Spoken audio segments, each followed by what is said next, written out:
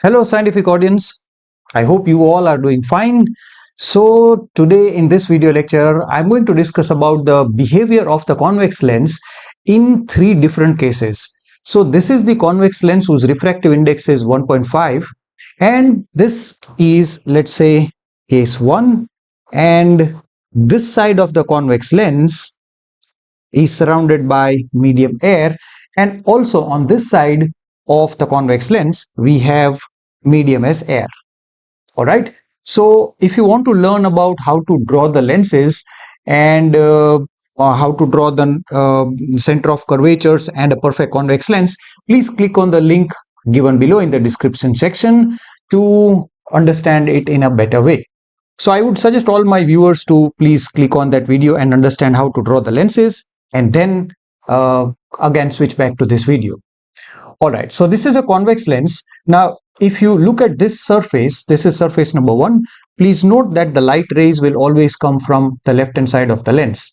So this is a ray which is parallel to the principal axis, and it is coming from left hand side and hitting this surface of the lens, and this surface is always surface number 1. So the surface where the lens is going to hit, that is surface number 1. Okay, now this is refractive index of the air is 1 on this side, and here it is 1.5. So this ray is going to come from a rarer medium and it is going to enter into denser medium. Now, if you want to draw a normal on a curved surface, this is the surface, and the center of this curved surface is over here. So the normal to this curved surface will pass through its center of curvature. So that means this is already sketched by me in order to save the time. So this ray, when it hits this point, I will have to join this point of incidence and the center of curvature, and the normal always passes through center of curvature.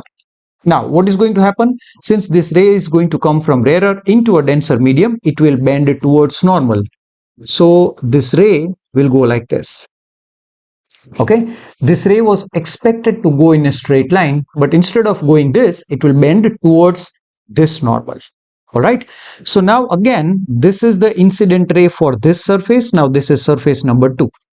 Okay, now this ray would want to go straight, but again, this is going from denser. Now this time this ray is in the denser medium and it is going to go into the rarer medium, so it will bend away from the normal. All right, but the normal of this surface will pass through the center of curvature. That means the center of the sphere. This is the center of the sphere of this part of the lens. So that means I am supposed to draw the normal like this, and I'll only draw this much. Okay, so the normal would pass through C2. Now this is the expected path, guys, that this ray would want to go in this direction, but this ray will bend away from this normal, so it will be something like this. So this ray is bending away from the normal, and this point is known as F2. We call this as principal focus point or focal point number 2. Okay, and the distance from the center of the lens, that is the optical center, to this is the focal length. Now guys, I have drawn a very thick lens in order to explain you this concept in a beautiful way. So this side and this side was air. All right, so now what am I going to do is I'm going to place the same convex lens, but in such a way that this side of the convex lens is surrounded by air, but this side is surrounded by water whose refractive index is 1.33. But over here the refractive index of the air was 1, and here the refractive index is 1.5. So what's the difference? What's the difference that this ray is going to encounter? Let's understand that. So first of all, again, this is a ray which is parallel to the principal axis. Again, the same story, and this will again bend towards the normal. No difference until now. So in the previous case as well as this case, the same thing is going to happen.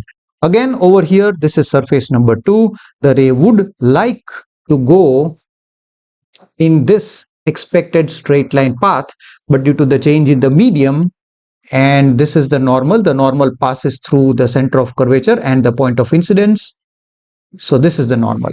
But guys, this time, see, look, in the previous case, the refractive index difference was 1 on this side and 1.5 on this side.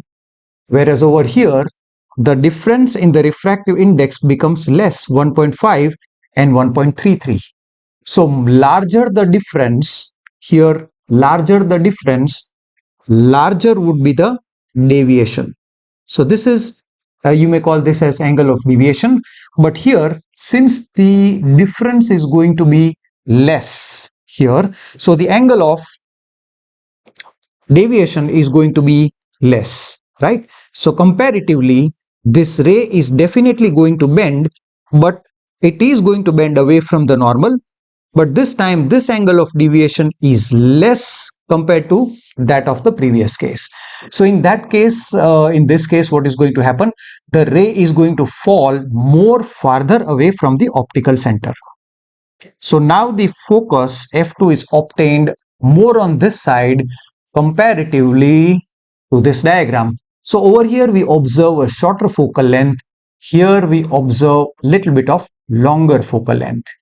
Now let's do something else. The same convex lens, if we put it inside a medium, say for example, on this side, and let's assume that the refractive index of the lens is 1.5, but this time this side has a refractive index of say 2.5. So that means this lens is surrounded by a liquid, say for example, which has higher refractive index compared to that of the lens. So first of all, and let's assume here we have the air. Okay, so this lens is going to still bend the ray because this is going to go from rarer to denser. So it will bend towards the normal.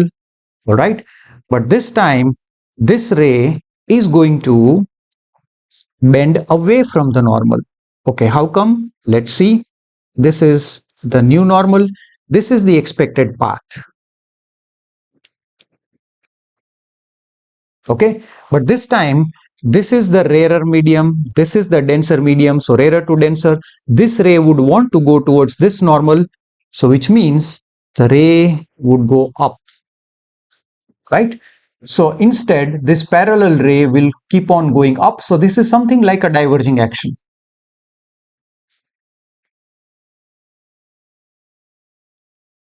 So when you immerse a lens inside a liquid which is say more denser than that of the refractive index of the lens action reverses.